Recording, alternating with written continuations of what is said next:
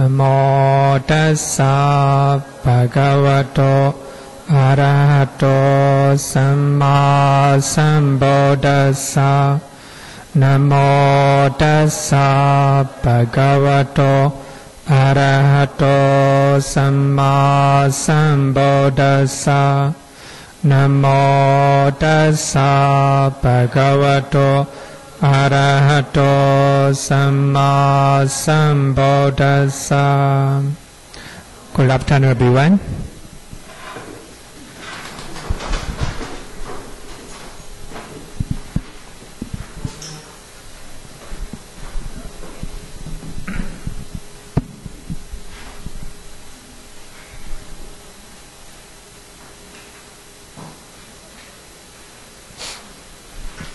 Page number 133, right?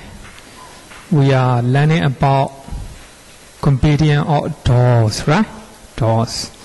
So as we all know that we have 6 doors: eye door, ear door, nose door, tongue door, body door, and mind door, right?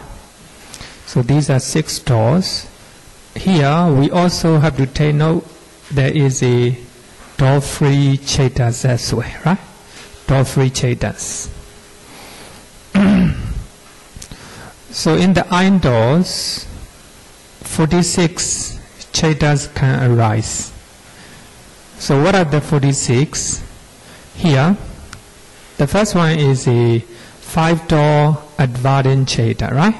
So we have only 5 advardin Citta and 2 eye consciousness, right? 2 type of eye consciousness. And also we have 2 type of receiving consciousness, 2 type of investigating consciousness, accompanied by equanimity, right? Equanimity. And also we have 1 investigating consciousness accompanied by joy. And we have 1 determining Citta. And we have 29 here. Here, total Citta, right? 29 sense-sphere jhāvana Cittas. And we have 8 sense-sphere resident Citta. Sense-sphere resident Citta, right? So altogether, 46. So in the eye doors, 46 type of Citta can arise. So at the same, in the same way, 46 Cittas can arise in the ear door. So there's only 1 different. So the rest are the same. So you can replace 2 type of ear consciousness, right? You can replace, instead of eye consciousness, ear consciousness. So the rest are the same. Actually they are, as we have learned that, actually the sound is different, huh? I don't know, something happened. It's okay, as long as you can hear, right? Not as clear as before, I mean. Maybe something happened. So, as we have learned that, if you study mind process, you can study, you can learn, you know very clear, right? Mind process. We have a bhavanga, stream of bhavanga, and vibration of past bhavanga, vibration of bhavanga, and arrest bhavanga. Then after that, 5 door advardin Citta, the door open, right? Then you eye consciousness. Then after that, receiving consciousness, investigating consciousness, and determining consciousness, and also jhāvana. You experience the object fully. So in the eye doors, so we have only 29 jhāvana Citta. Then after that, retentive. So retentive, regarding with the retentive, we have a sense-sphere resident Citta, right? So altogether, 46. Very easy, very easy. When you learn mind process, right? So when we talk about ear door process, you can replace eye consciousness with ear consciousness, right?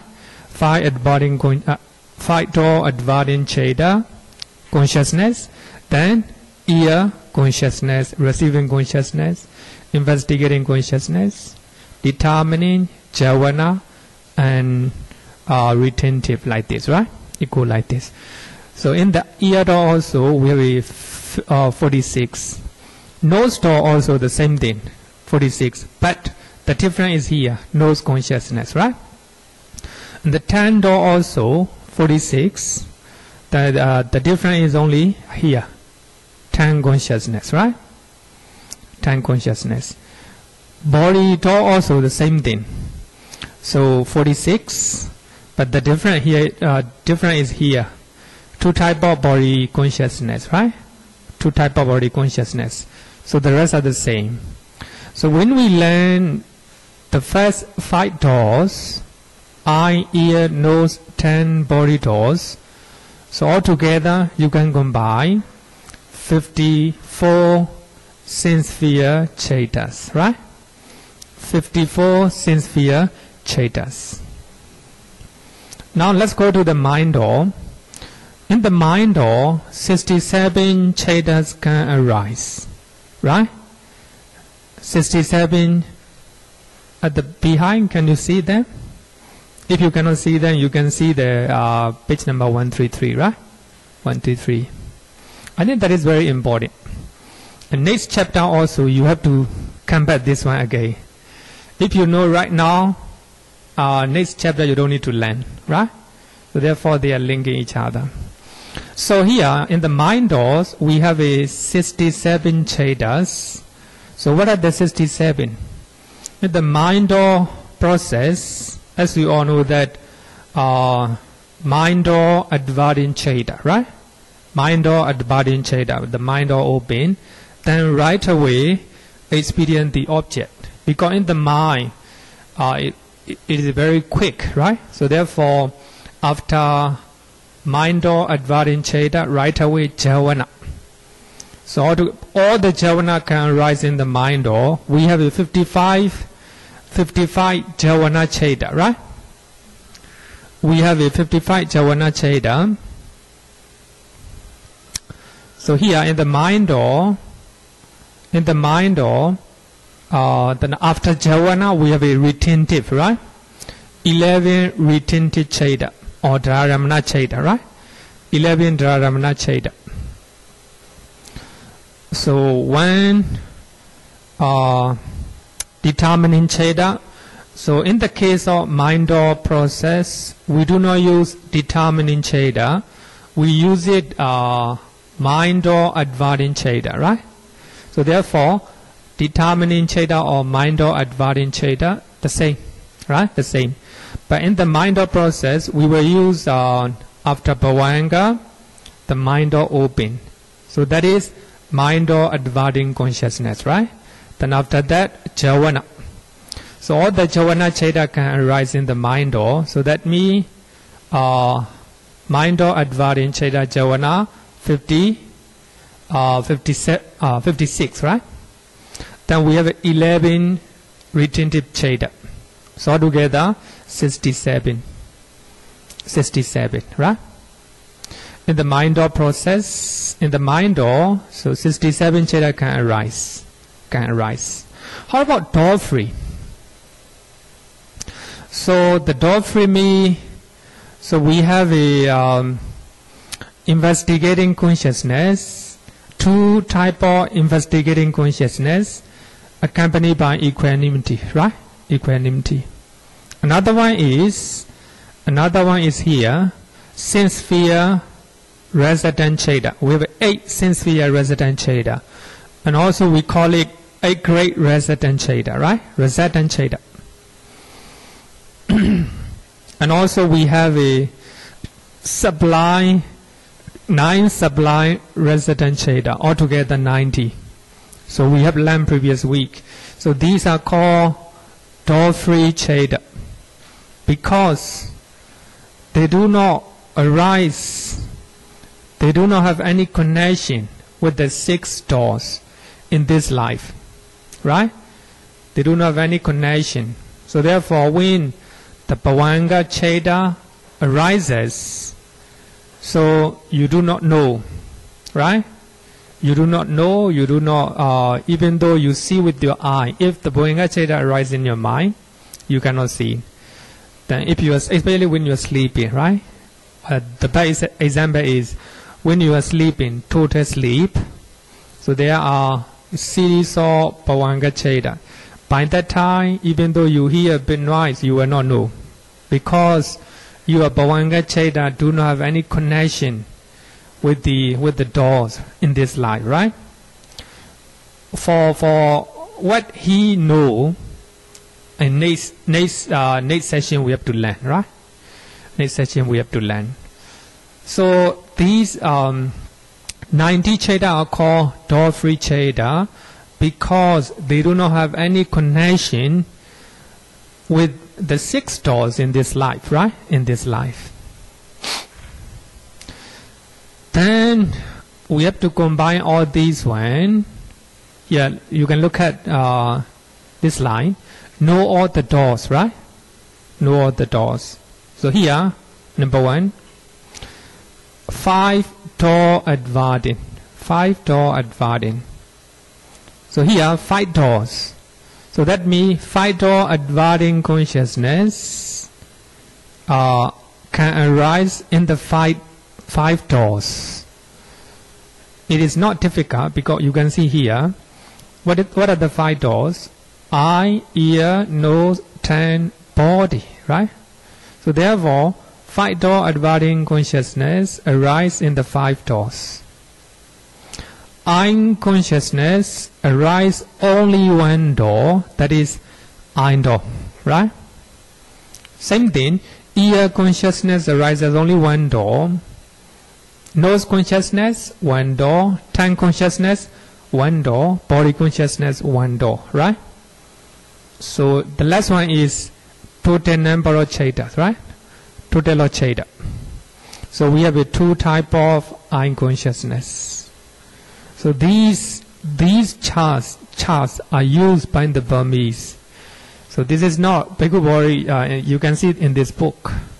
In Burmese we study in this way, so that is easier to remember. But as for me, I do not like those charges. I learn normally I teach my students without those one. So I'm trying to explain the meaning behind why 5 doors, why 6 doors, right? So I think then only they'll be able to remember very easily, not blindly, right? But the meaning behind. Here also, body consciousness, 1 door in the body door, right? Here, receiving consciousness. Receiving consciousness arises 5 door. So what are the 5 door? Eye, ear, nose, tongue, body. So therefore here, when you look at second last line, so with the number 5, you see 2, right? 5 door advāra and receiving consciousness. So these 3 Cittas arises in 5 doors. They do not arise in the mind doors, right? They do not arise in the mind doors. Therefore, when the Citta arise in the mind door, they do not receive. They don't need to receive, or they don't need to investigate. So therefore, after mind door open, javana right away, right? So therefore, here 3 type of Citta arises in the 5 doors, right? Regarding with the 1 door, here we see 10, right? 2 set of 2 set of 5-fold consciousness. 2 set of 5-fold consciousness are nothing but eye consciousness, ear, nose, tongue, body, right?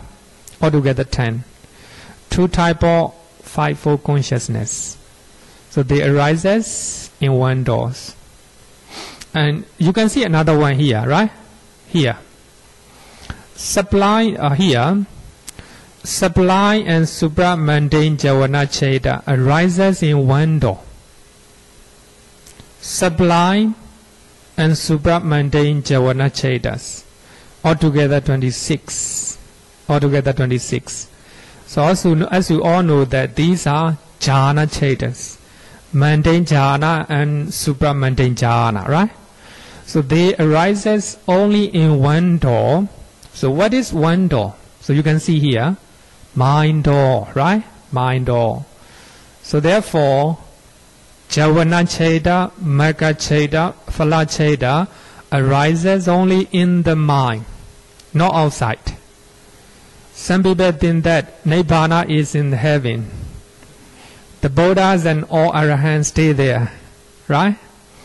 So it is not so. You cannot see Jhana Cheda, Magga Cheda, Phala Cheda. You cannot touch, right? What you can experience with the mind, right? So therefore, so when you look at this this chapter, I think it's quite clear that Javana Cheda arises in the mind door. So therefore, you cannot see, you cannot hear, you cannot touch with your body, right? Because sometimes we have too much attachment in the senses, right? So therefore, they created the idea, right? So if you say that, if you die, you will go to heaven, just chant something, right? Chant something. So very easy practice, right? So therefore, they chant. With the idea they will arrive in the heaven one day, right? But of course, they will go to heaven, right? They are doing good things. They will go to heaven, not Nibbana, right? Not Nibbana. So if we study here, quite clear that Nibbana can be experienced with the mind, right?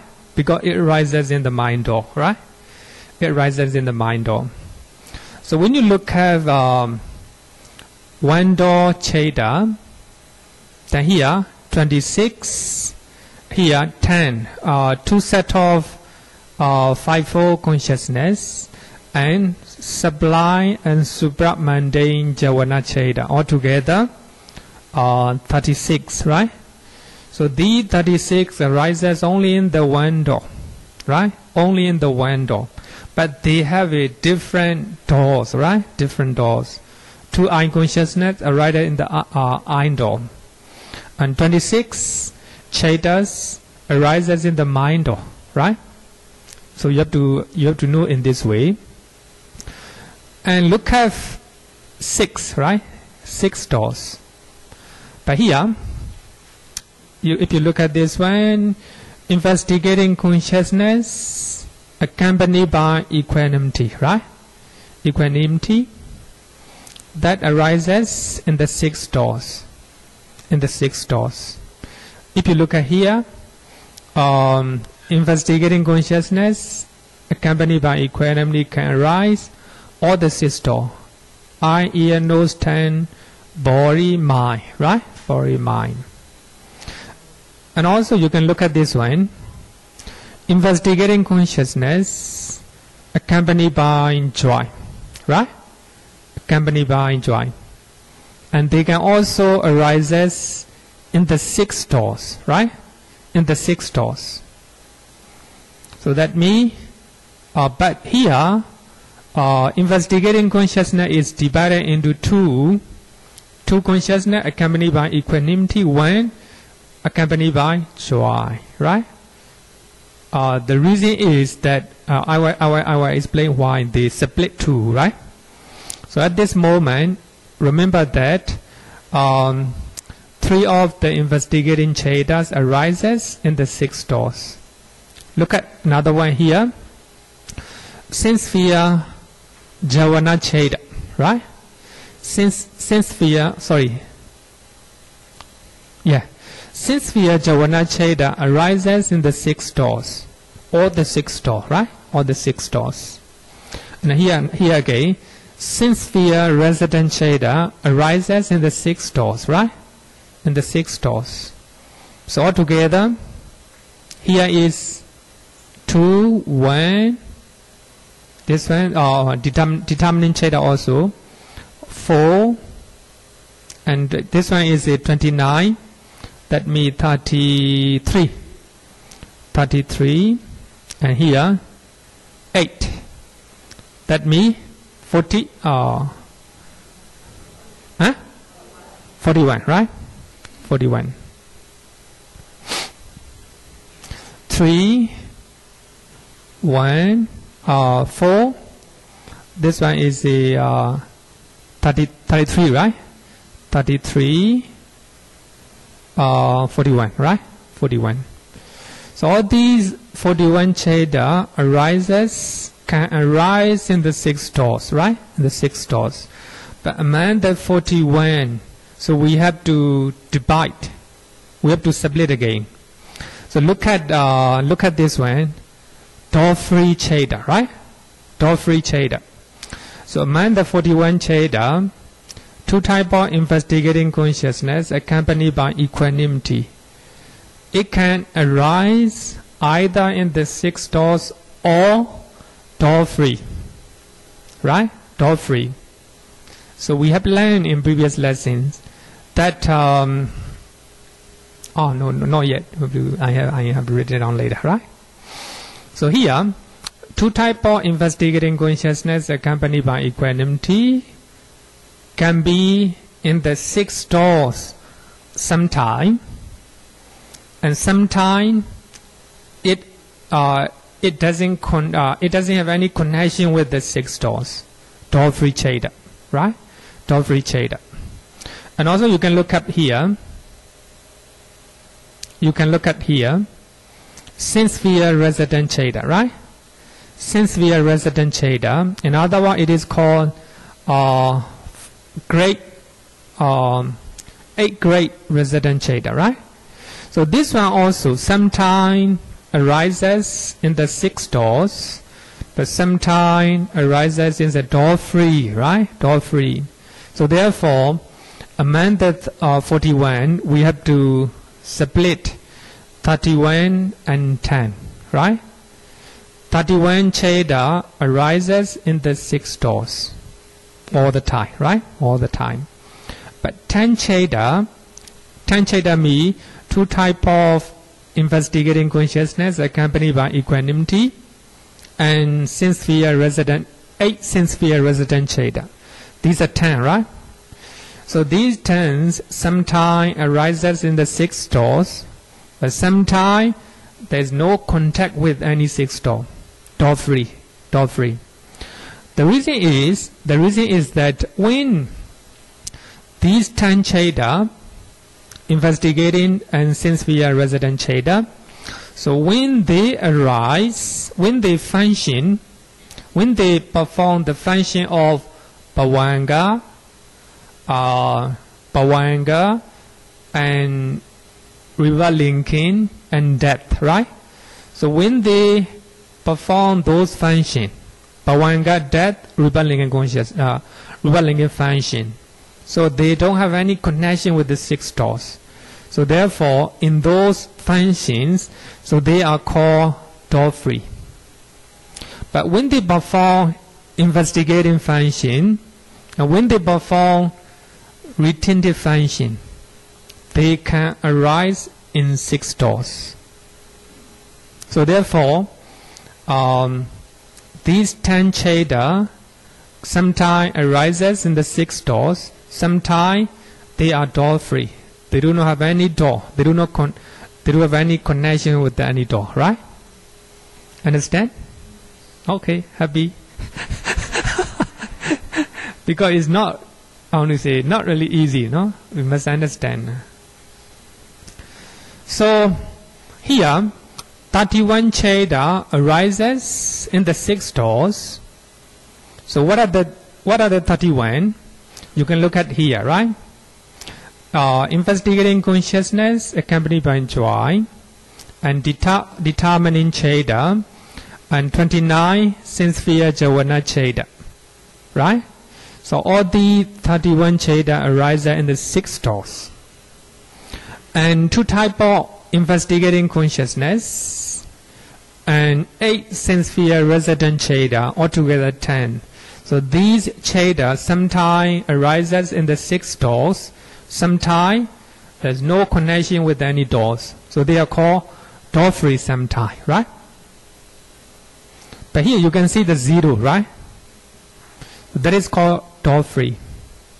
So, sublime resident Cheda, 8 sublime resident Cheda have any connection with any doors, door-free, because they just perform the function of rebirth linking, the function of Bhavanga, function of death, right?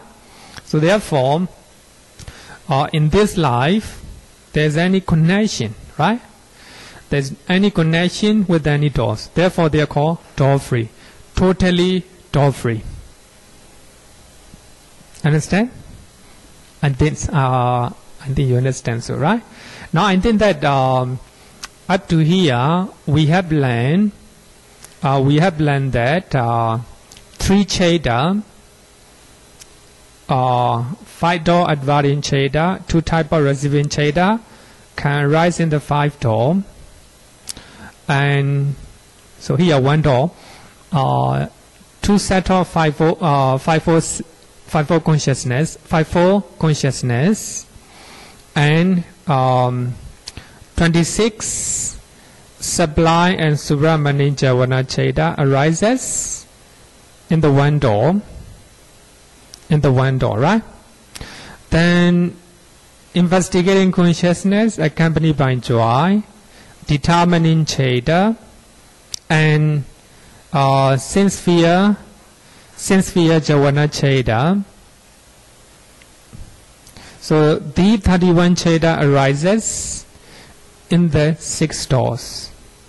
2 type of investigating consciousness accompanied by equanimity. Then 8 sense fear resident Cheda. These things sometimes arise in the 6 doors, sometimes door-free, right? Door-free. But 9 sublime resident Cheda arises none of any doors, right? Door-free, door-free. So I think if you understand this one, it will very helpful next session as well, right? Okay. By number of doors, 1 door, 36. Earlier we studied 31, right? 36, 2 set of 5 consciousness, 26 sublime and subramani javana Chedas.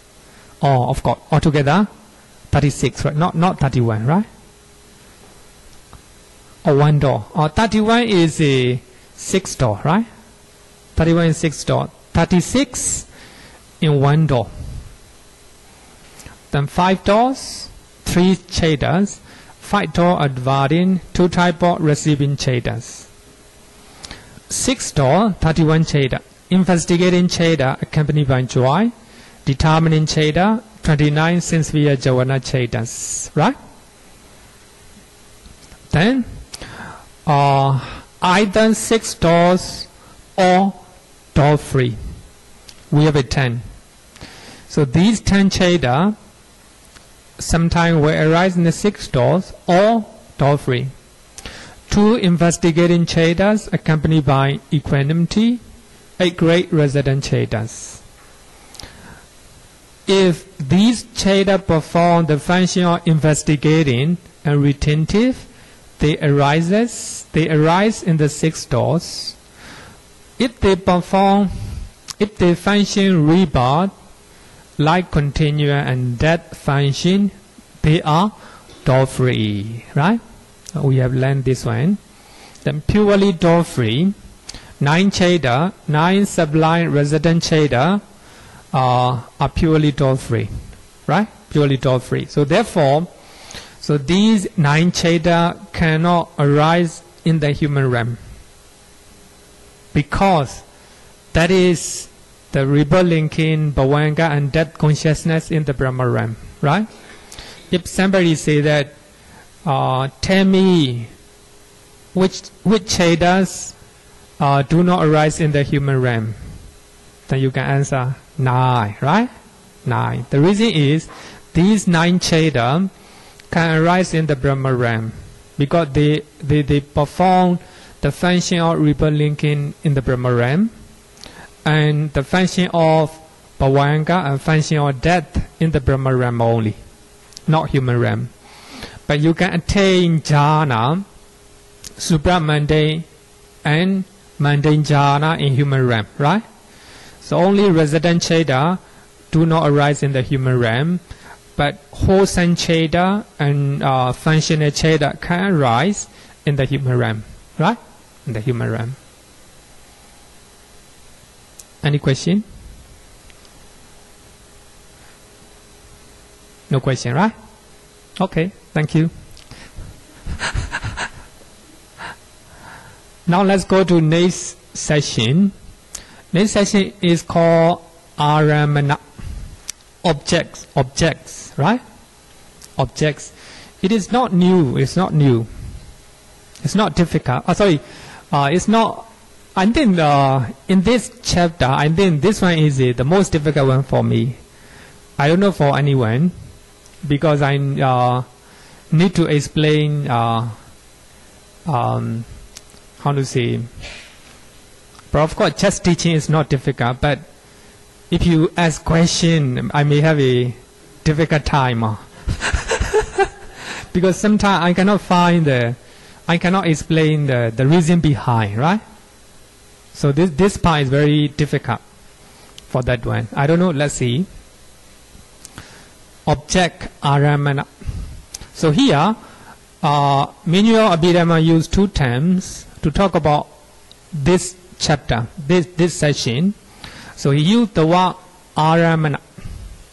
Ārammaṇa in Pali is delight in. So here, the object are where the mind comes and delight in. So suppose our mind delighted in seeing something, then our mind delighted to hear something, right? So visible form, sounds, smells, taste, tangible object, and mental object, right? So these are the places where our mind happy to go. Happy where our mind delighted in. So therefore, it is called ārammaṇa. Sometimes, of course, we do not like the object, right? So we don't want to see somebody or something. That is just, how to say that, I would say that is another way of definition, right? Normally, our mind delighted in the object, but of course sometimes we have some object we don't want to delight in, right? We don't like that object. That also called ārammaṇa anyway. So that is just a grammatically, how to say that, literal translation. So another one is called ārammaṇa. The ārammaṇa means hang on to, right? So the object where the mind hangs on to. Normally, our mind cannot stay dependently. So we need some object to hang on, right? To take on. Just like the commentary explained the simile of an old man. So an old man have to use stick, right? Huh? Walking stick.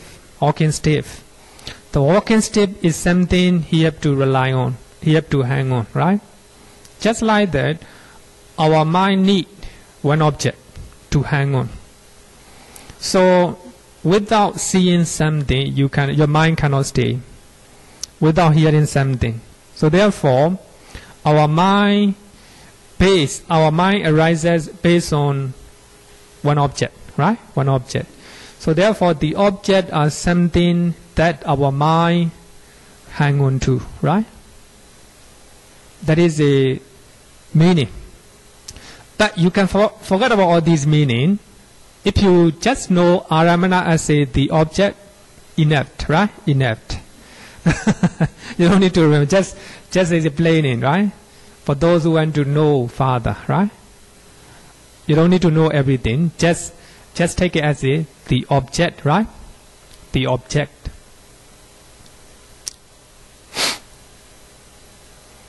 Number 1, visible form. Number 2, song. So all these are matter or rupa, right?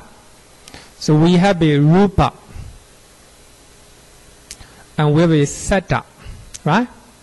We have a smell, gandha. We have a taste, rasa. We have a tangible or touch object, kaya. And we have a mental object, dhamma. But here, dhamma, not a teaching. It is a intrinsic nature, right? Intrinsic nature. Or here, Bhikkhu Bodhi translate as a mental object. Some people do not like this translation. They translate dhamma object. Dhamma object. Later I will explain a little bit further. So all these are 6 objects. I think that you have known all these one. I think we've been learning a lot. In Samyutta Nikaya, we have a Salayatana Sanyodha. 6 internal and external bases, right? They're the same. So in the Nidana Sanyodha, so the Buddha talk about 6 type of craving, right? 6 type of craving. Craving for visible form. Craving for sounds. Craving for smell. Craving for taste. Craving for tangible, tactile object. And craving for dhamma object. Right? Or mental object. So actually we have been learning all these 6 objects, right? So our mind normally delighted in those objects, right? Our mind hang on to those objects. The first 5 are material forms or materiality, rupa. So as you all know that we have a 28 rupas, right? 28 rupas. So the first 5 are material forms. Among the first 5, the tactile, tangible object or tactile object or touch object is identified. But here in Manual Abhidhamma, Bhikkhu Bodhi use tangible object. In the translation of Samyutta Nikaya, he used tactile object, right? But if you want to remember in easy way, touch, right? Touch. Tangible object is identified with the 3 primary elements. Primary elements is called Mahabuddha. We have a Chatu Mahabuddha. Chatu means 4, right? Mahabuddha, primary elements. So tactile object is identified with the 3 primary elements. So what are the 3? Number 1, the earth element, Paṭṭhī Dhātu. Normally, if we say Paṭṭhī Dhātu, not just the earth, not just the ground, anything that can be touched, right? Sorry, that can be experienced. And solid, if you can touch the table, you can touch the microphone. That is called the earth element, right? Anything that you can solid, right? That is called the earth element.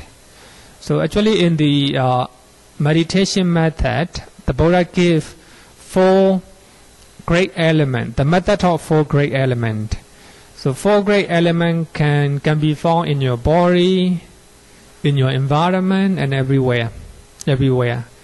And any material form consists of 4 great elements. So the rest of the material form derived from 4 great elements. So therefore, they are primary ones. right? Primary one. The whole body consists of the earth element, right? And sixth chapter, we have to learn material form, rupa, right? We have to learn matters.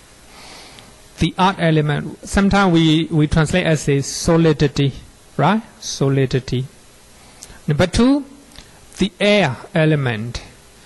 The air is not just air outside. The air can be inside. Not only air, but also a type of characteristics of motion, right? It's something moving in your body that is called the air element. So when you meditate, when you have strong concentrations, you can experience air element in your body, right? When you are breathing in and breathing out, that is air element. Inside your body, you can experience air element, right? And that is motion. Mobility, right? Motion. And next one is the fire element. Normally in part, number two, the air element is called arbor, right? Arbor dhatu. Patui arbor. Sorry, vayo dhatu, not arbor, vayo. Sorry, I forgot to write down Pali. Another, the fire element. When you say fire element, you will see the fire in the kitchen.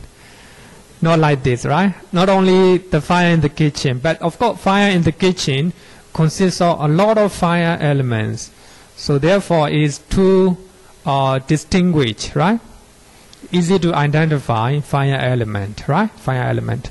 So fire element we can translate as a temperature. I think that temperature, the word temperature is the best one to translate techo dhatu. Temperature, it can be hot and cold, right? Hot and cold. So hot weather also fire element. If you have a hot, if your body is hot, that is a fire element. If you are cold, right? That's also fire element. So therefore, better to translate as a temperature, right? Temperature. So we can experience temperature, cold or hot, right? That is a tangible that can be touched. That can be touched. And you can also touch solidity, right? Solidity. And also you can also touch the air. Not with your hand, right? What you mean is you can experience with your body, right? Therefore, it is called tangible object, right? Tangible object. How about the last one? The fourth primary element, what is called the water element, cannot be touched with the body. When you touch the water with your hand, sometimes very hot, right? Sometimes very cold. Actually, hot is not a water element. It is just fire element. If you touch the water, is very cold. The cold is not water element. It is just fire element, temperature element, right? So therefore, the water element you cannot touch. So that is just cohesion, right? Cohesion. Cohesion. The element of cohesion. You cannot touch with your body, right? So therefore, so when we talk about tangible object, so we cannot take water element, right? Water element. So it can be cognized. It can only be cognized through the mind door, right? Through the mind door. So you can experience the water element, cohesion element with your mind only, right? So therefore, cannot experience. Right? We have 5 primary elements. Among them, the earth element, air element, and fire element. Only the primary elements can be experienced with your body, right? With your body. So the water element cannot be experienced or cannot be touched with your body. So therefore, it is not considered as a tangible object, right? Tangible object. Then the last one, mental object. What is mental object? So mental object is sixfold. Number one, 5 sensitive matter. 5 kinds of sensitive matter. Pasara rupa. Actually, that is nothing but eye sensitivity. Actually, eye sensitivity is in your eye, right? This eye is not eye sensitivity, right? Technically talking. So of course, when the Buddha taught in Sutta Pitaka, the Buddha will use chakku, right? Eye. Actually, it is not the whole eye. Just sensitivity inside the eye, right? We call it retina. You cannot see with your naked eye. So we have to experience with our mind. So therefore it is called mental object. And eye sensitivity, ear sensitivity, nose, tongue, the body sensitivity, right? Body sensitivity. So all these are called 5 sensitive matter, pasara rupa. And we have a 60 sati matter. 60 sati matter. So in earlier we have learned rupa, sata, kana, rasa, right? The visible form also a matter, one type of matter, and sounds another one, smell another matter, and smell, taste another matter. We're 4, right? Then the earth element, air element, and fire element, altogether 7, right? Altogether 7. Then you can add 7 plus 5, right? 5 and 12, right? 7 and 5, 12. Then 12 and 60, 28. So these are 28 rupa, right? 28 rupa. Among the 28, 5 sensitive matter, 60 sati matter are mental object. So we can experience only with our eye, so with our mind, right? With our mind. So here, 60 sati matter, very subtle. You cannot see, you cannot experience with your eye, ear, nose, tongue, and body. Can experience with the mind, right? Can experience with the mind. So later we have to learn all these one. Then 89 consciousness. Can you see your mind? Can you hear your mind? Can you touch your mind? No, cannot. Because it can be experienced with the mental, with the mind only. Because mental object, right? Mental object. Then 52 mental factor. Can you see anger? Can you see loving kindness? No, cannot. But of course, if we have a loving kindness, compassion in our heart, then you can see through the body, right? We call it kaya vainyati, vaci vainyati. Vainyati means something that happened because of the mind. Because of the mind, my mind is walking, therefore my hands are shaking, right? Then I'm speaking, right? My voice, my body, these are the rupa or matter, right? 52 mental factor also cannot see, cannot hear, etc. But only experience with the mind. Then nibbana. So actually we have it now, up to now, we have a two citation or two reference that nibbana can be experienced with the mind, right? But here, because nibbana is mental object. Another one is nibbana can arise in one door, that is mind door, right? Mind door. Nibbana cannot arise in any other door. So therefore, looking at these two examples, you can make a very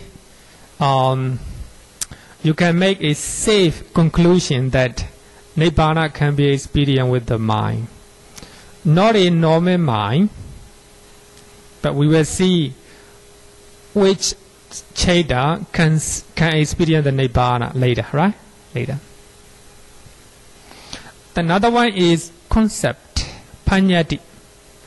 So as we have learned Paññatti in let's see, Paññatti, concept, Paññatti, right?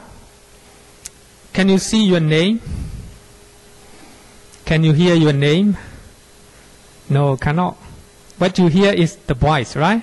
Not your name.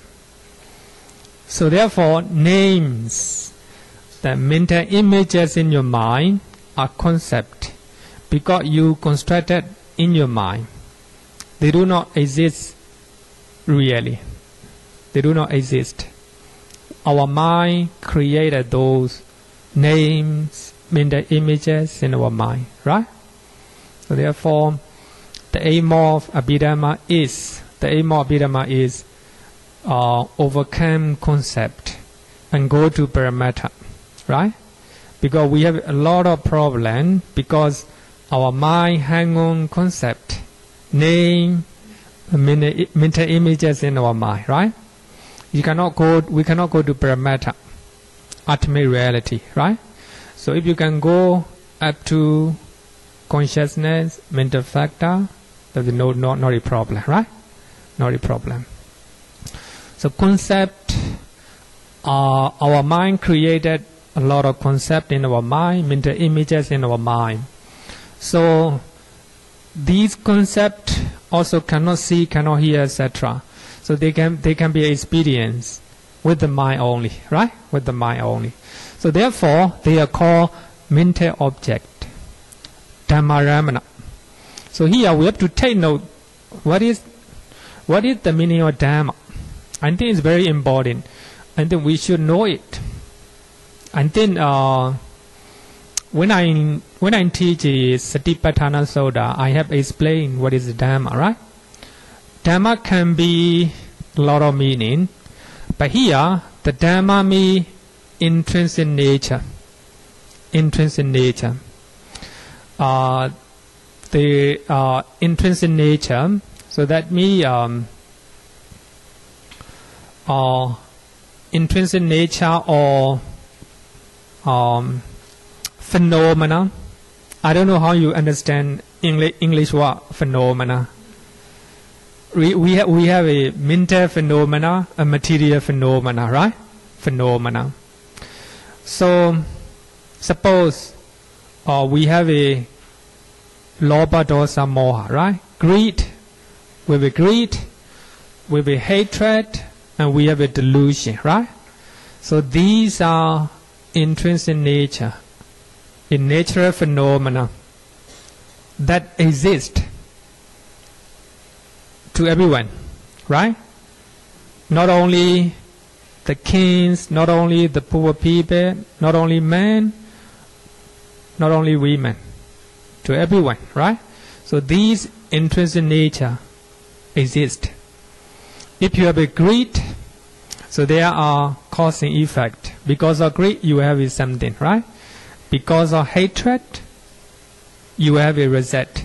Whether you are highly educated or not educated. If you have those negative mental state, they will have their effect, right? Their effect. They don't have any discrimination, right? They will have every effect. So therefore, they have an intrinsic nature. So that is called Dhamma, natural phenomena. So nobody cannot create, nobody cannot deter, or nobody cannot prevent, right? Arising of their effect, right? So therefore, they are called the Dhamma. Usually the Buddha used the word Dhamma. The reason is all his teachings are very natural, right? Actually, there is no time. There is no time and space. There is no, how to say, any time they are truth, right? They are truth. So, if you have unwholesome root, right? Lobha, dosa, moha. And you have unwholesome consequences. Whether you are women or men, or whether you are lay devotees, or whether you're monk, doesn't matter. So in your mind, if you have a negative mental state or unwholesome root, lobha, dosa, moha, the effect will be the same, right? The same. So just like that, whether you are lay devotee or a man or women or a man, doesn't matter. If you have a wholesome root, right? Their effect or their action and reaction will come to you, right? So that is the nature or natural phenomena. No discrimination, right? So therefore, they are called dhamma. Here, so all these are called dhamma. Concept, even the concept, right? Even the concept. If I attain Nibbana, I will have the bliss of Nibbana. Right? If you attain Nibbana, you also have the same bliss of Nibbana. In Anguttara Nikaya, the Buddha talk about story of two monks.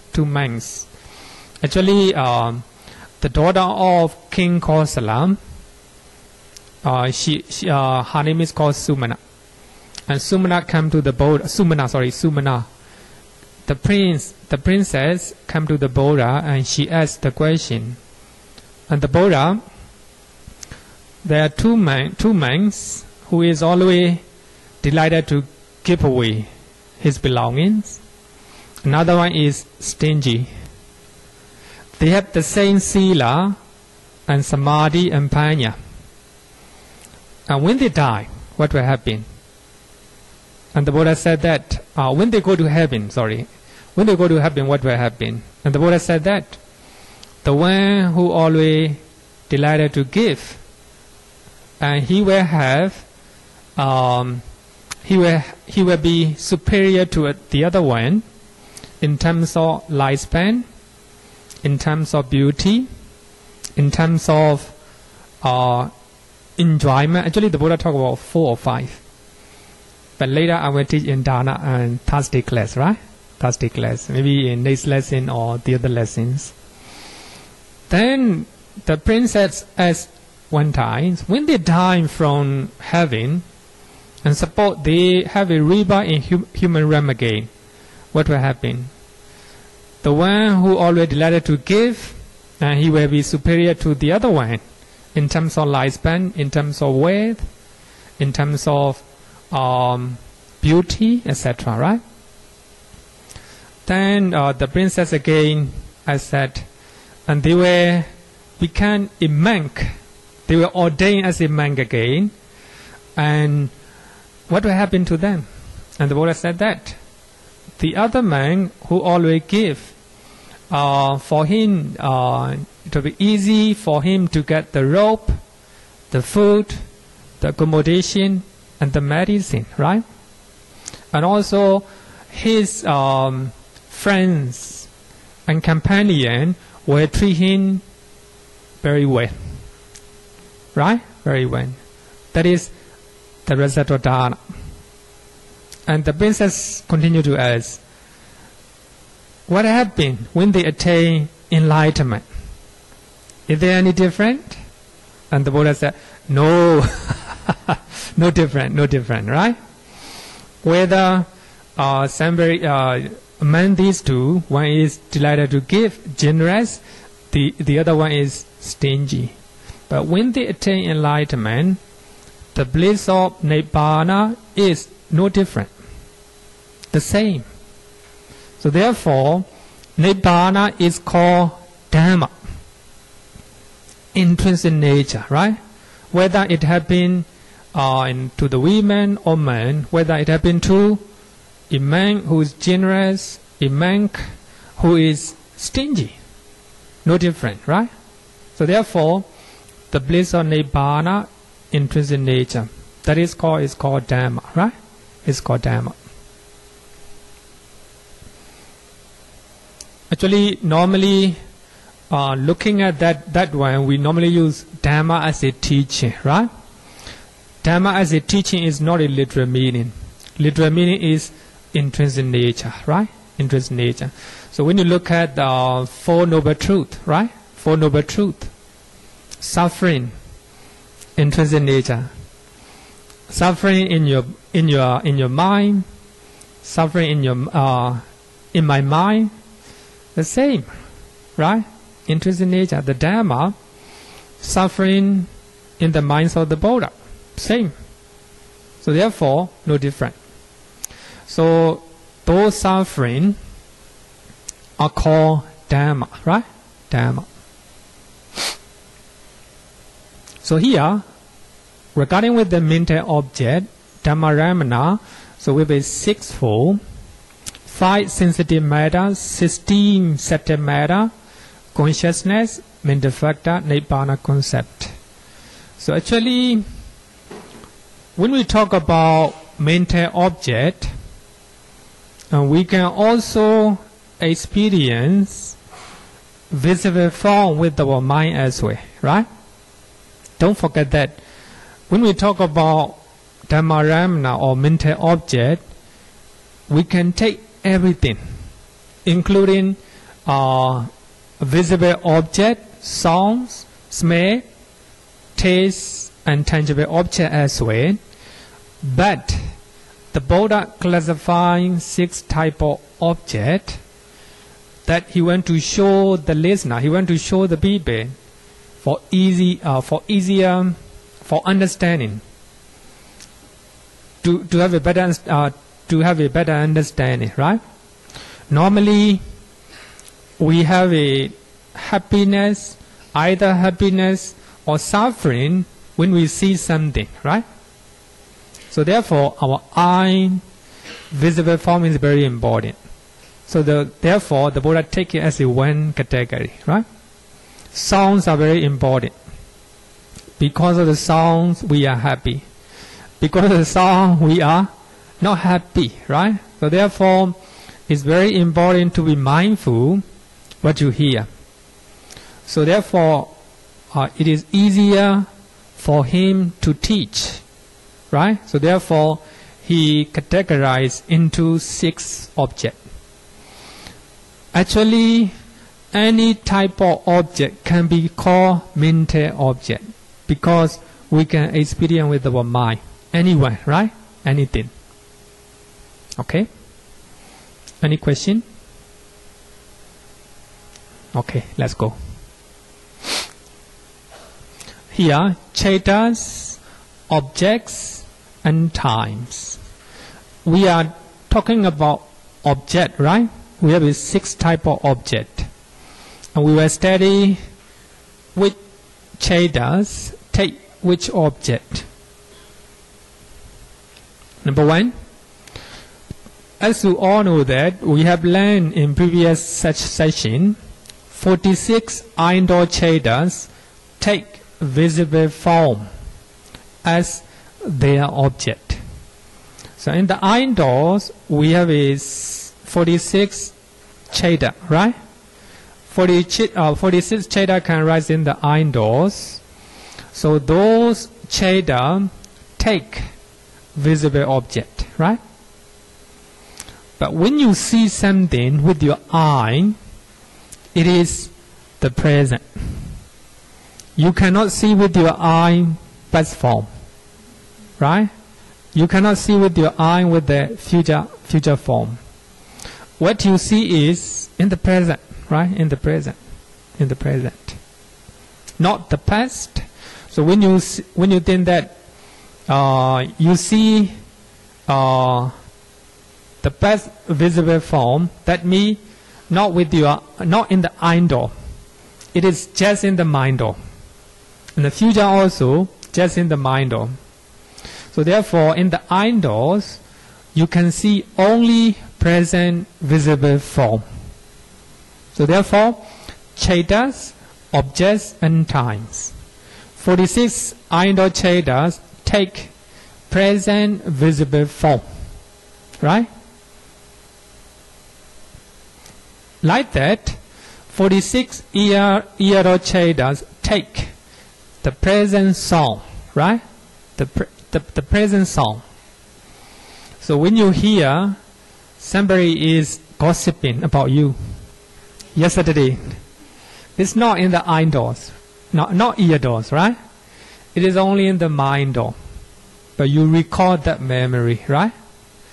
So therefore, when you hear something that is only present sound, right? Present sound. So therefore, it's very important. 46 ear doors take present sound, not the past nor future. Then 46 nose door take present smell, right? Present smell. And also 46 tongue door takes the present taste, right? And body 46 body door Cittas takes the present tangible object, right? Present tangible object. So therefore, altogether 54, right? 54 sense sphere Cittas. 54 sense sphere Cittas takes present object, right? Present object.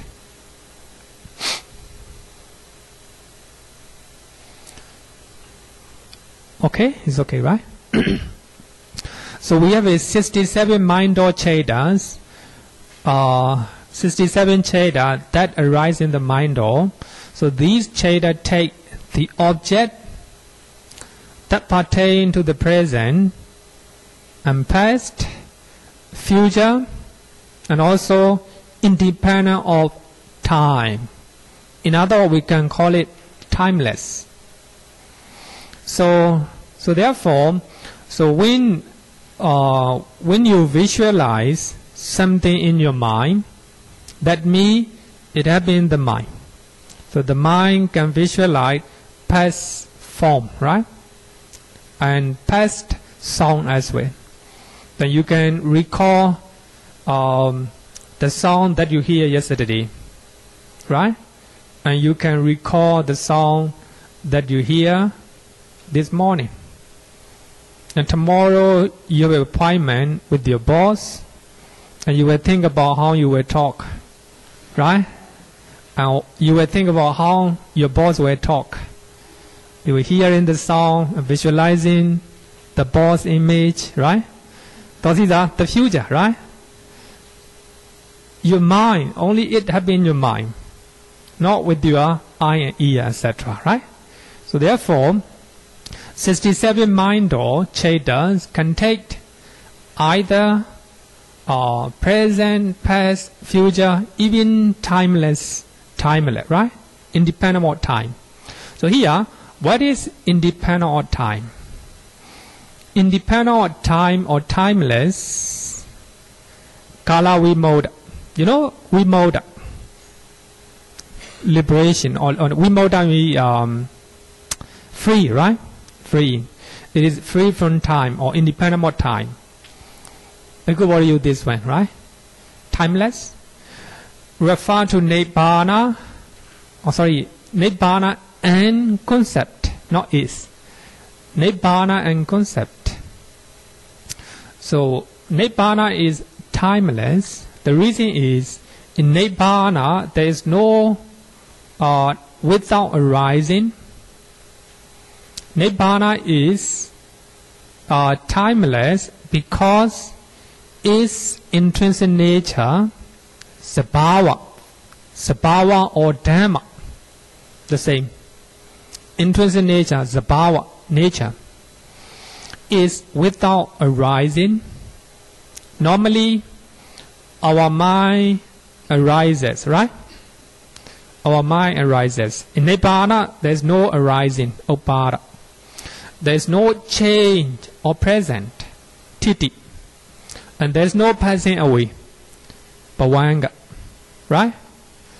So therefore, Nibbana is timeless. Its intrinsic nature is without arising, without present for a while, and without passing away. So actually, when we talk about time, kala, when we talk about time consists of three factors: arises and stay for a while, then disappear or pass away.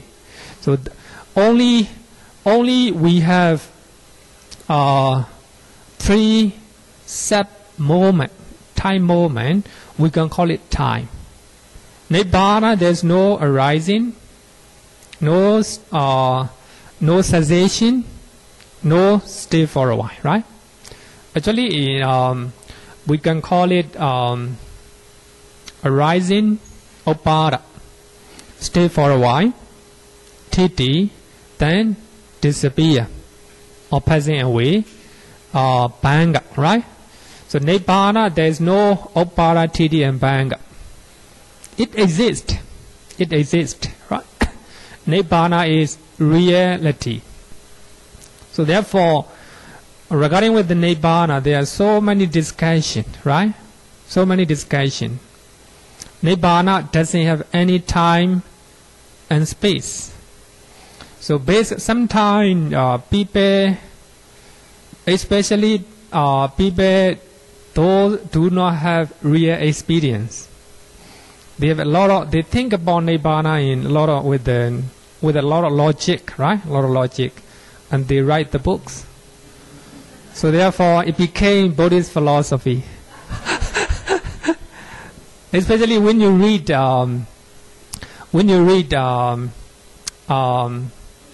like a Asenga Vasubandhu, a very great Buddhist philosopher in Asia, India. So they are the one who, who write a lot of philosophy books, Buddhist philosophy. So, have you anyone heard of Ārammaṇa theory? Ārammaṇa theory? No. Better is if you read, you will become crazy, because they present a lot of concept, a lot of theory when they want to explain about nibbana, dependent originations, samsara, etc. Right? Samsara, etc. So when you read all these one, become crazy, because I think that they do not have a real experience. So based on their intelligence, and they write. So therefore, when you read all these one, of course, for those who have the real understanding the Dhamma, so you will understand a little bit, right? Little bit. Sometime, some meditation teacher in Myanmar, they created new word for the difficult Dhamma. So for those who are just, for those who expert in Pali Canon, Buddhist literatures, so they make wrong conclusion. They are wrong. But of course, regarding with the conceptually, regarding with the name, right? The name they use may be not relevant or not in according with their experience, because they use based on their experience, right? Based on their experience. So what they use, the name they use is not in according with Pali Canon. So it's hard to say they are correct, they are wrong. So therefore, when we hear, even though they use different name, without paying attention those names, then if we analyze what they want to tell, I think it is a very it is a, how to say, relevant to the Pali Canon, right? But if you take it literally, it is wrong. Even one of the meditation method in Myanmar, they use Bhavanga in different name, in different context, right? So Bhavanga here, what we understand is a like continuum, right? Like continuance. So what they use is a different context, right?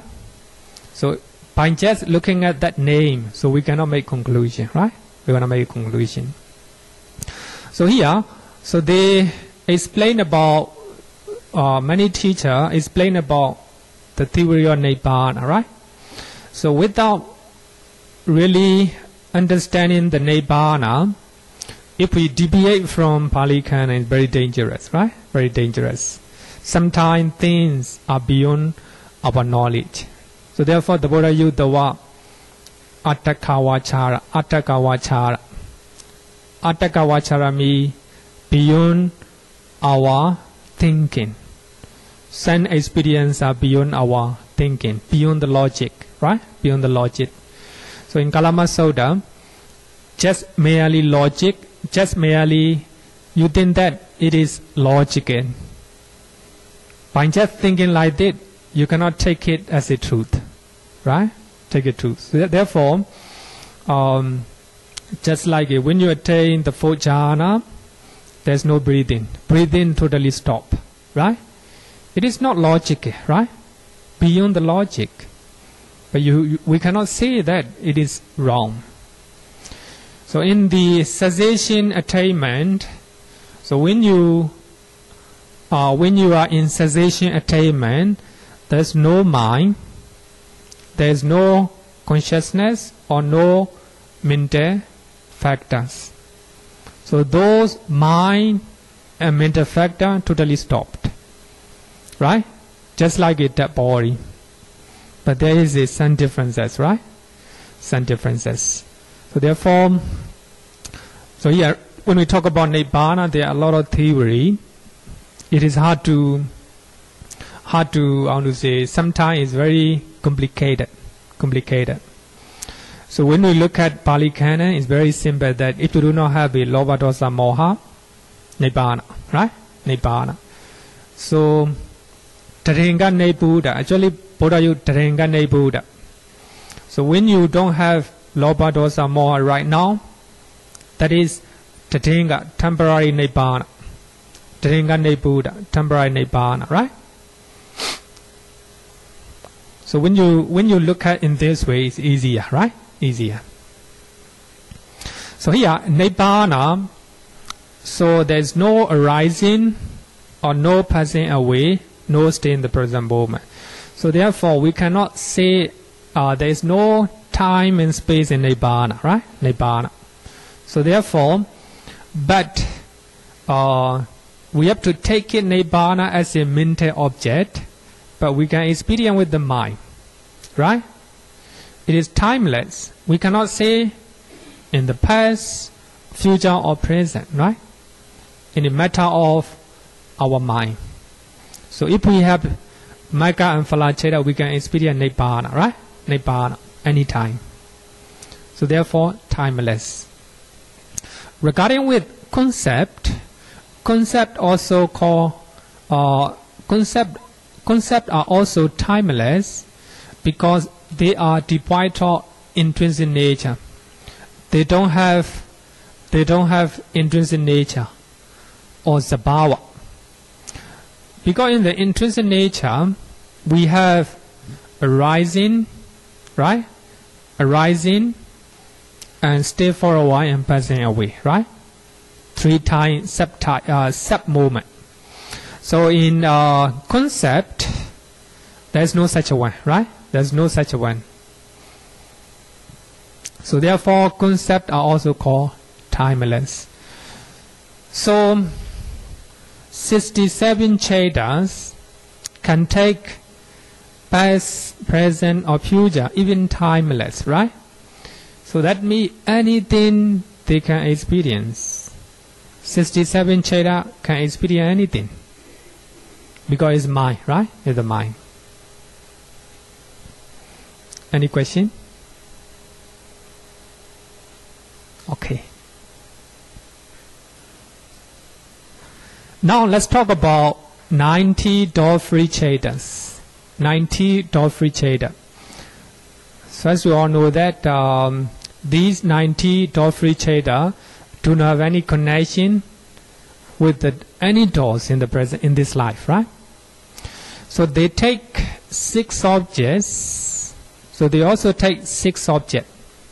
Indoor, indoor object or visible object, sound, smell, taste, tangible object and mental object, right?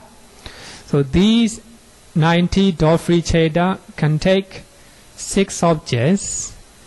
These 6 objects are not in this life, not in this life.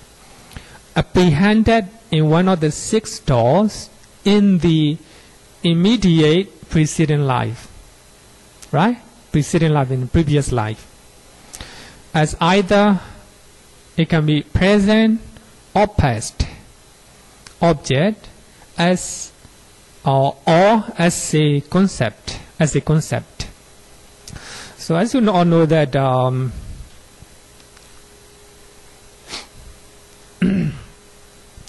90 door-free Citta can take 6 objects, right? 6 objects. It can be visible object, etc., right? 6 objects. But these 6 objects are not in this life. So these Bhavanga Citta and also rebirth linking Citta and death Citta, so they take the object taken in the last thought moment in previous life, right? Previous life.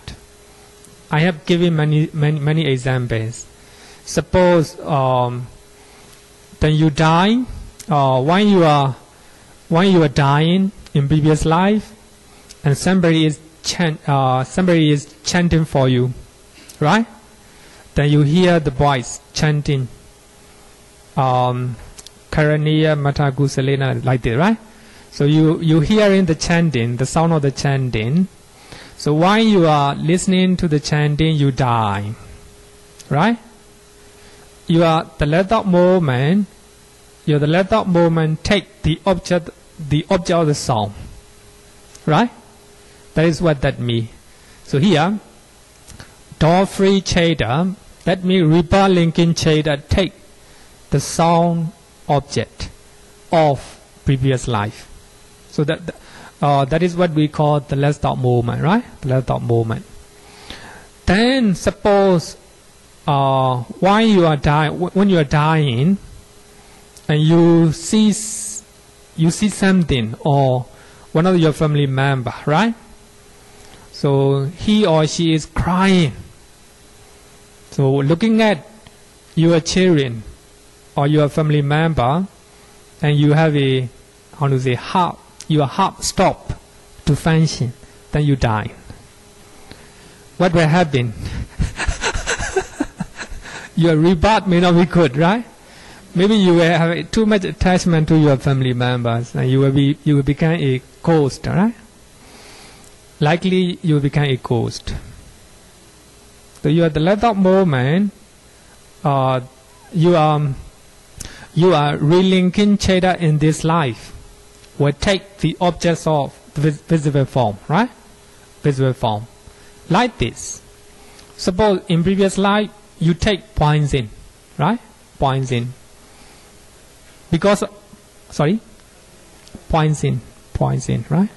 Sorry? Poison.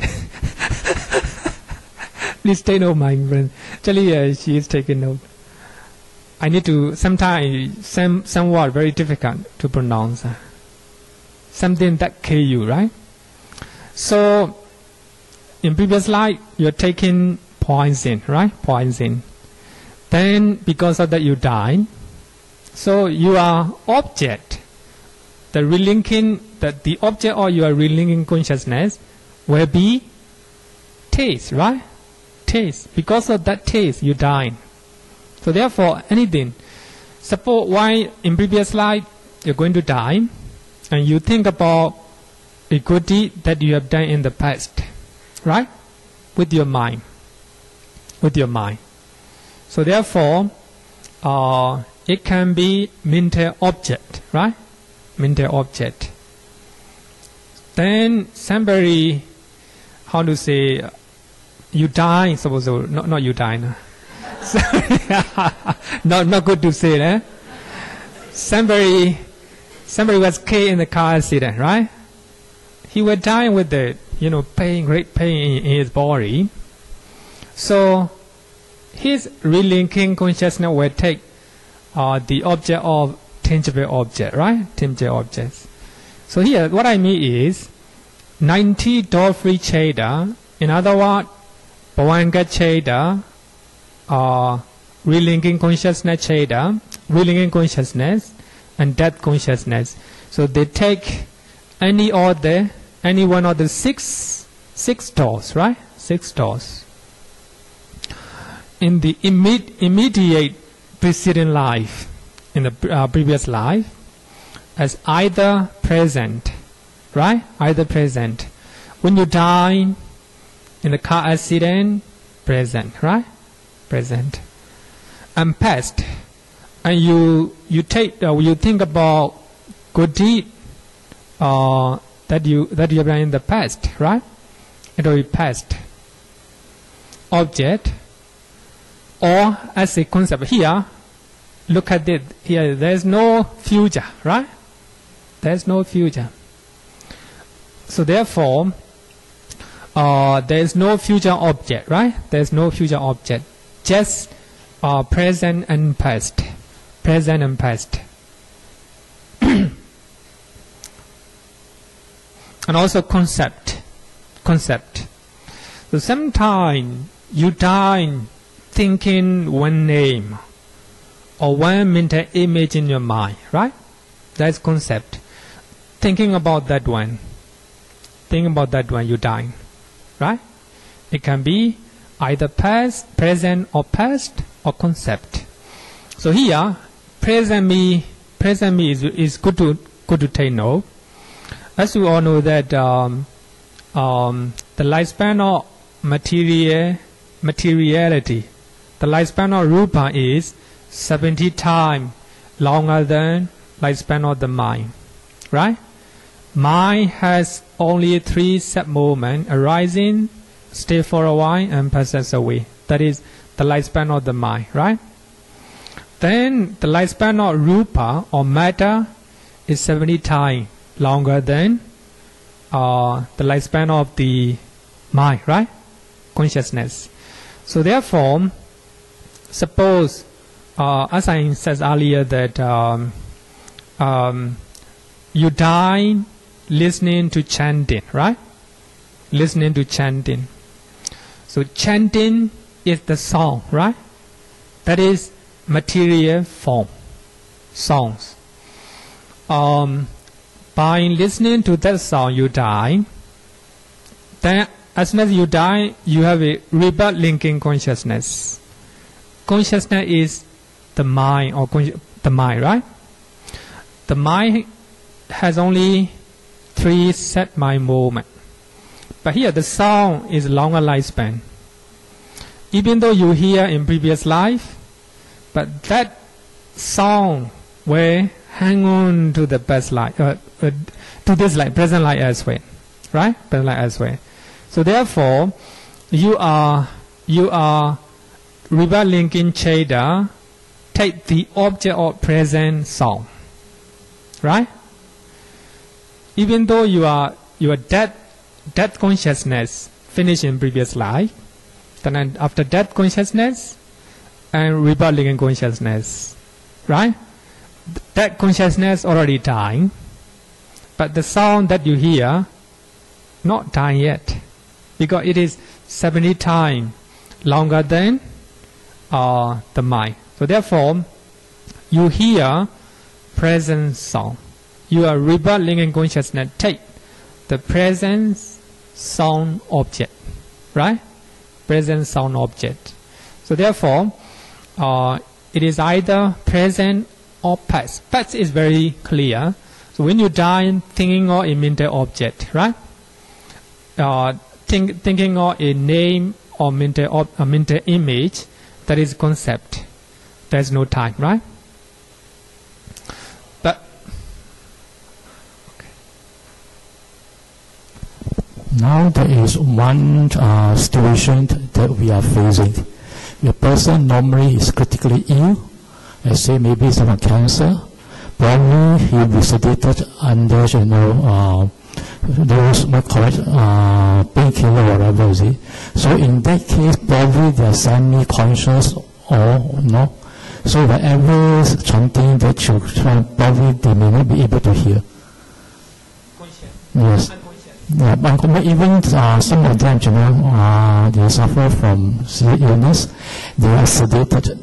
They put them on morphine, They put them on morphine, and then probably, they don't really meet in the days. Right? If you do chanting and all that, can they really hear? You mean the patient in coma, like yes. this, unconscious, right? Right.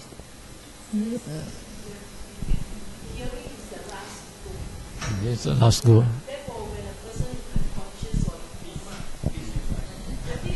But she is a. Can you give the microphone, because it's very important. She is a professional. She know better. I just want Thank to you. help out because hearing is the last to go. So even you are in coma, you don't think that the person can't hear you. So you say, "Ayya, why you so heavy and don't know what?" They can hear you, So you it's good to be polite and say, "I make you, comfortable," or you're a nice person, or whatever it is. Hearing is the last to go.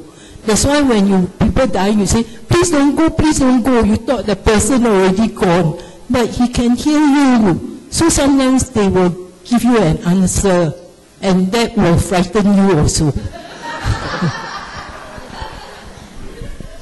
Thank you so much. Thank you so much. Okay. Then another thing is, what about a person that is called brain dead? A person called brain dead. Yes. Now you have those HOTA. When they classify brain dead, consider legally dead in that respect, even though your body hooked up on the machine. Okay. So, let's say you're on a respirator. They make you breathe. Correct? No. Science is very good nowadays. You need a heart. They give you a plastic heart.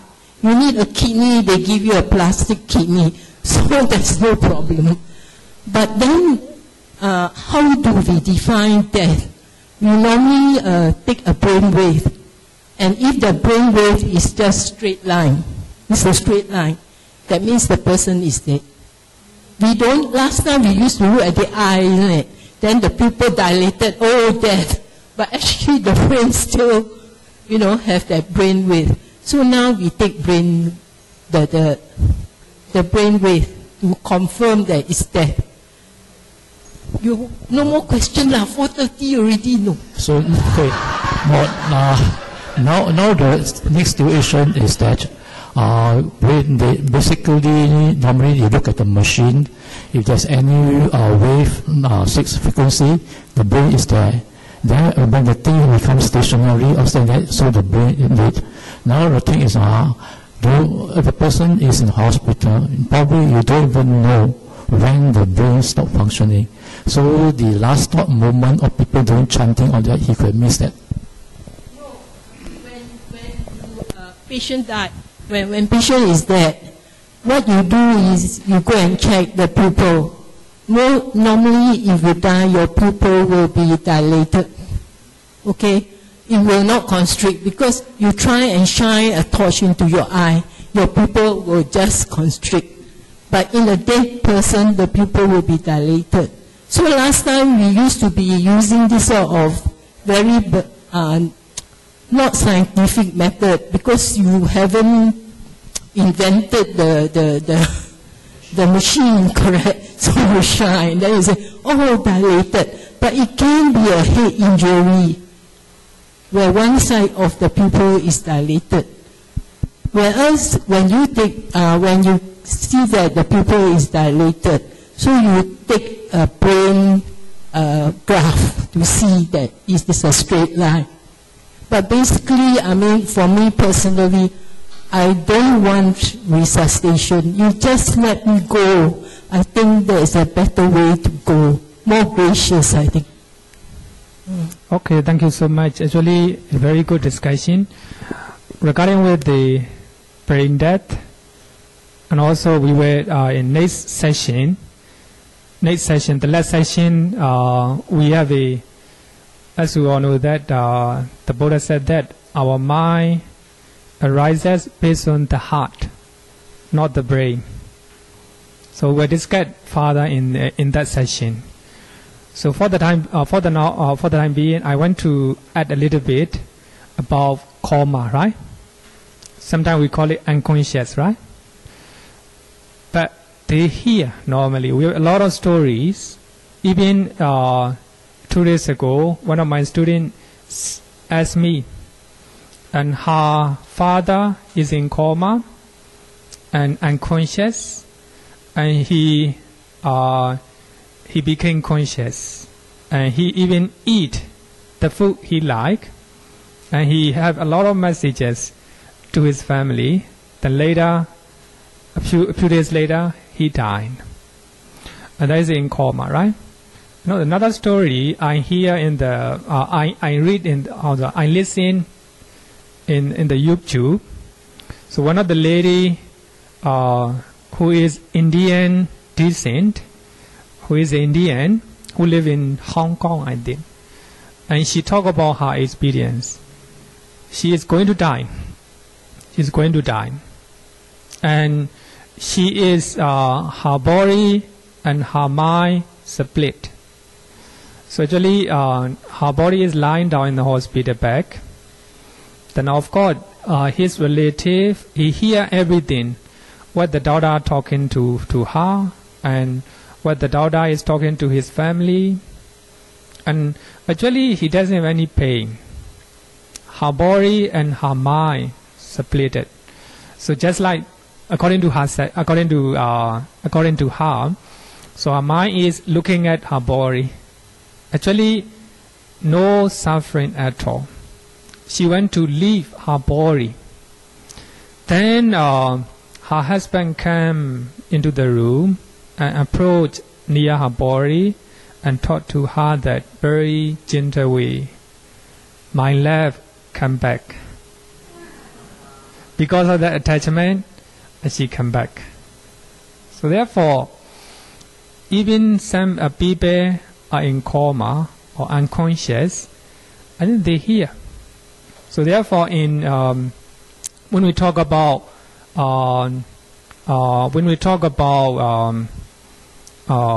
brain death in previous lessons, 2015, so we discussed about how will you react with your family member.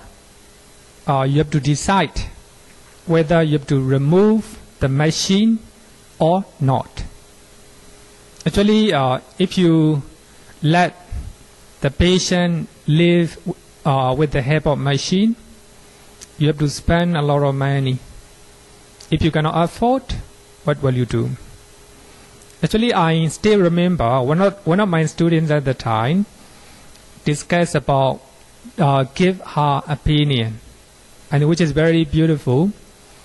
And she said that if she is in that place, and she were, so here situation is no money to give to the hospital, and the daughter is telling her that whether you want to remove or not. So if you remove, your beloved will die. If you do not remove, you have to spend a lot of money. No money at all. What to do? And she said that she will whisper her beloved one, "Now we are going to remove the machine," trying to think about good things what you have done. And also she will chant with a pleasant manner, a pleasant voice. Then will remove the machine. So here the point is, patient who is in coma, and also who is unconscious, they can hear. I think they can hear much more than all of the, even more powerful than other people. Sometimes, in some cases. And yesterday I looked at my note. That I actually inside my slide I have a some note, right? That I see the story of a bhikkhuni, a German bhikkhuni, who suffered cancer, breast cancer, and she also going to die. She also going to die, and she said that the life energy is going away. It started from the food. Actually, she is not in a position, no energy at all. But she has been practicing meditation for a long time. So by that time, she don't have any attachment.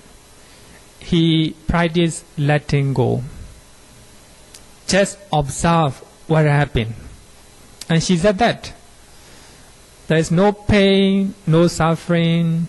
So therefore, she even said that if we practice letting go practice, the last moment is pleasant. Very important. So if we practice letting go, that means things will happen in our life. Don't cling to so much. Letting go, right? If somebody criticize you, do not cling to that voice. Letting go, right? If you eat a bad food, do not cling to that. Letting go, right? If somebody make you irritated, letting go, right?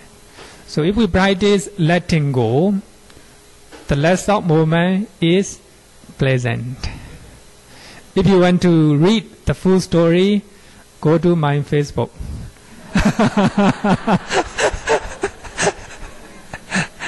I uploaded yesterday, right? So a very good story. So here, 90 door-free chair that takes any of the 6 doors, right? It can be present, past. It can be concept. But there is no future one, right? Future one. It is known as good or bad actions. Sometimes when we are dying, we normally think what we have done in the past. It can be good, it can be bad. So if we have done a lot of bad things, so what you think will be bad things. When you have done a lot of good things, so what you think will be good things. So if you have done a lot of good deed, don't worry. So you at the last moment will take good things. That is called karma, right? That is called karma. If you have done a lot of bad things, don't worry as well. You still have a lot of time, right? You still have a lot of time to do good things. Another one is the sign of karma. Somebody who drink alcohol all the time, and at the last moment, he will see the body like this, right? Like this, just example. So actually, he will see the body, etc., right? So that is the sign of karma. Also, the sign of destiny. It can be so I always said that when you will have a rebirth in Singapore, you will see some important trademark of Singapore, just like a flag, right? Singapore flag, or Marina Bay like this, or Sentosa, huh? Oh, Malayan, of course, Malayan. So that will be the sign of destiny. I think from now on you visualize Malayan. When you want to reborn in Singapore, right? Singapore, I think. Okay, thank you so much. So time is up.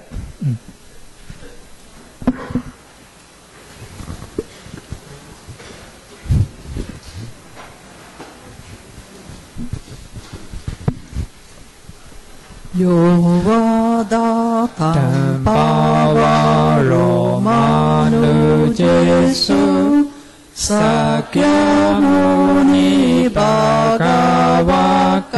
ta ke cho paragato pala viriya samangi tam sugatam saranatam upemi raga viraga mani jama sokan dhamma samgata patikula madura mimam pagunam suvipatam dhamma mimam saranatam upemi yata jadi nama apalamahu